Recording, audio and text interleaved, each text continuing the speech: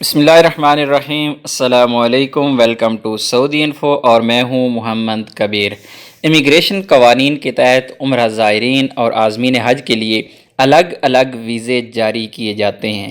ان ویزوں پر آنے والے زائرین کے لیے لازم ہے کہ وہ مقررہ وقت پر مملکت سے واپس روانہ ہو جائیں۔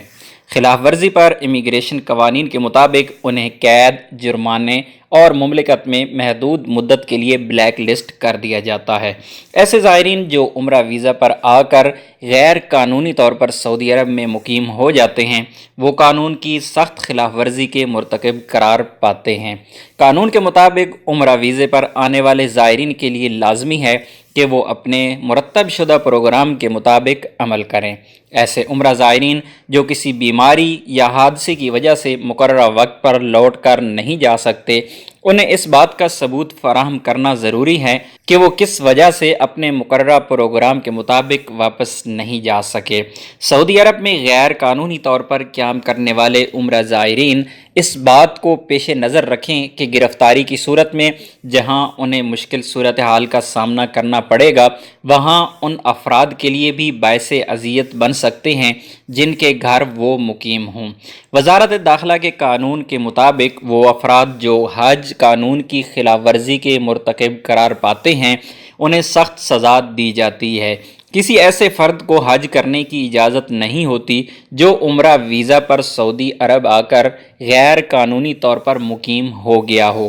قانون کے مطابق سعودی عرب میں ملازمت کے ویزے پر مقیم افراد کے لیے بھی یہ پابندی ہے کہ وہ حج کرنے کے لیے باقاعدہ پرمٹ حاصل کریں۔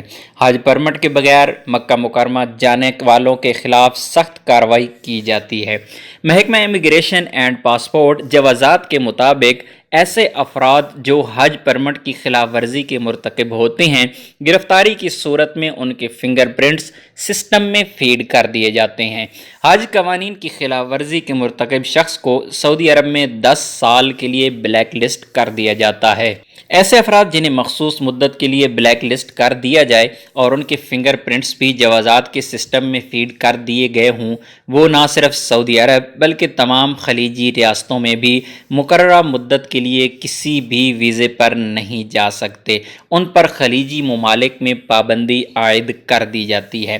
محکمہ پاسپورٹ جوازات کے ذرائع کا کہنا ہے کہ حج سیزن کے دوران محکمے کی جانب سے جاری کیے جانے والے حج پرمٹ کے بغیر احرام کی حالت میں حج مقامات پر گرفتار ہونے والے قانون شکنی کے مرتکب ہوتے ہیں۔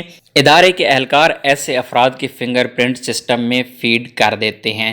یاد رہے کہ حروب جانے والے لوگ کسی اور خلیجی ملک میں جا سکتے ہیں، ان پر 3 سال کا بین نہیں ہوتا، لیکن اگر ان پر کسی قسم کا کوئی کرمینل کیس ہوتا ہے تو وہ ایئرپورٹ پر پکڑے جاتے ہیں، چاہے وہ سعودی عرب یا کسی اور خلیجی ملک کا سفر کریں۔ حج پرمٹ کی خلاف ورزی کے مرتکب افراد جن کے فنگر پرنٹ سسٹم میں فیڈ کیے جا چکے ہوں اور انہیں اس جرم میں باقاعدہ سزا دی گئی ہو، وہ کسی بھی دوسرے ویزا پر 10 برس کے لیے دوبارہ سعودی عرب میں نہیں آ سکتے۔ حج پرمٹ کا مقصد ایام حج میں نظم و ضبط کو برقرار رکھنا ہے تاکہ دنیا بھر سے آنے والے لاکھوں حجاج کرام کو کسی قسم کی مشکل صورتحال کا سامنا نہ کرنا پڑے۔ وزارت حج کے قانون کے مطابق سعودی شہری یا مقیم غیر ملکی ان پر حج کی ادائیگی کے لیے 5 برس کی شرط لازمی ہے، جس کی پابندی کرنا ہر ایک کے لیے لازم ہے۔ اس وقت عمرہ سیزن کا آغاز ہو چکا ہے۔ دنیا بھر سے بڑی تعداد میں عمرہ زائرین کی سعودی عرب آمد و رفت کا سلسلہ جاری ہے۔ زائرین کو چاہیے کہ وہ مقامی قوانین کا احترام کرتے ہوئے کسی بھی طرح اپنے قیام کو غیر قانونی نہ بنائیں۔ ویڈیو اچھی لگی ہے تو ویڈیو کو لائک کیجیے گا۔ ملتے ہیں ایک نئی ویڈیو کے ساتھ، تب تک کے لیے اجازت دیجیے۔ اللہ حافظ۔